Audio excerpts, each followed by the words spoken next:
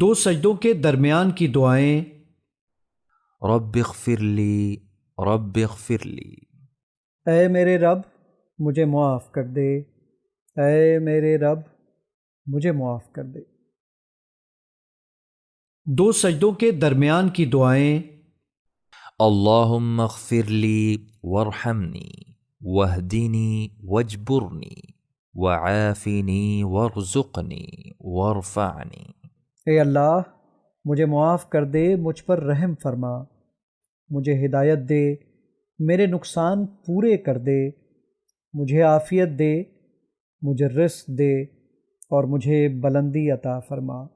اس کے بعد نمازی اللہ اکبر کہہ کر دوسرا سجدہ کرے گا اور سجدے کی مذکورہ دعاؤں میں سے جو یاد ہوں پڑھے گا، پھر اللہ اکبر کہہ کر سجدے سے سر اٹھائے گا اور باقی نماز مکمل کرے گا۔